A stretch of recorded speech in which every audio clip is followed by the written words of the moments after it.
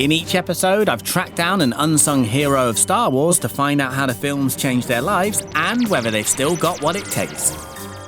But today is different. Today, I've been invited to the South London home of Darth Vader himself, Mr. Dave Prowse. We would be honoured if you would join us. Thank you very much. See you. Not you, no. Thank you. We sat down in Dave's shed, the Death Star of Croydon. Mr. David Prowse, aka Darth Vader, it's an honour to be in your shed. Thank you. It's my cabin, actually. Sorry, your cabin. It's called Hollywood Home. Does Mrs. Vader approve of Star Wars following you home, or is that why we're in the shed? Well, it's not a shed.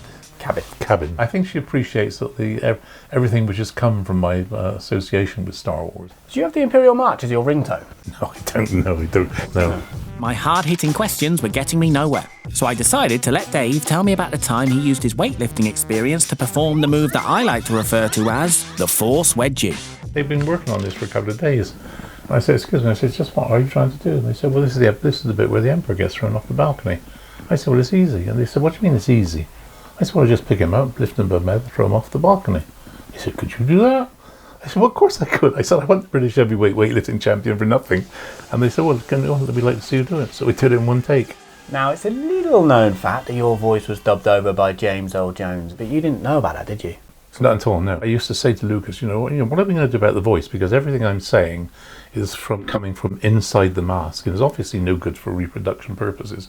And you say, don't worry about that. We're going to the sound studios and re-record all your dialogue at the end of the movie, you see. So I automatically assumed that it was me that was going to do the overdubbing. So when they were in America, they suddenly realised that I hadn't done the overdubbing of the voice. So they got James Earl Jones in to do it, and I think James Earl Jones did an admirable job. Lots of silly stories have gone around saying they didn't like my Bristol accent and things like this, and I said, well, I don't go around saying, oh, my dear, I'm knitted with my lightsaber now. I wish you did. Do you think if they did use your voice, Darth Vader would have been any less memorable? No, I don't think so. No, I think I could have done. I mean, funny enough, just recently, I've been into the studios and re-recorded all the Darth Vader dialogue, and it's coming out as a disc of me doing the Darth Vader dialogue. Is it true that when you went back for Empire, you played around with your lines a little bit? You delivered a couple of naughty versions. Do you remember that? No. Well, what was this? I can jog your memory if you want, Dave. A line that went, or should have gone like, "Asteroids do not concern me, Admiral. I want that ship." You had an alternative version of that line, Dave. Is it all come back to you now? Yeah? I think I said, "Hemorrhoids do not concern me. I need a shit."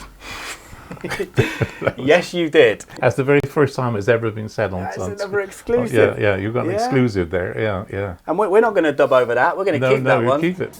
There were stories of Dave being a nuisance on set and even leaking plot lines to the press, all of which Dave denies in his 2011 autobiography. Well, it was me trying to tell the truth. It's about things which happened which shouldn't have happened, and unfortunately, as I said, Lucas seemed to have. Or Lucasfilm seemed to have taken objection to it, and unfortunately, it's gone on for years and years and years. I can't do anything about it. Well, being ostracised, as it were. I mean, it's silly things like, for instance, they stopped me from doing the Disney Star Wars weekends. I used to love doing the Disney Star Wars. When was the last time you spoke to George Lucas? Oh gosh, it would have been at the end of Jedi. Wow, that would have been the last time I spoke to him. The early 80s. Yeah. And what would you say to him now if I could? Obviously, I've got him on speed dial. If I could get him on the line for you now, what would you say? Well, I'd just like to, just say, I'd like to know what the reasons are for the problems I've been having. My time in Dave's cabin shed thing was coming to an end, but I needed to see if he still had it. The Sith Factor! This is Dave Prowse reprising his role as Darth Vader, and myself as, Grand Moff Stangroom. I have been programming apps. Apps? Like iOS? Android? Androids, yes. These are the final phases. Soon we shall rule app stores across the galaxy. An app that verbally disciplines unruly children called... Look, I am your father. No! or an app that allows you to see if a prospective romantic partner is related to you. I call it Brothers and Sisters. Useful. And this last one Is my finest idea. an app that enables you to see what gift you've been bought without removing the wrapping paper. I felt your presence.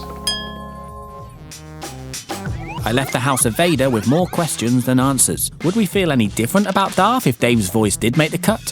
What really happened between him and Lucas? And what's the difference between a cabin and a shed?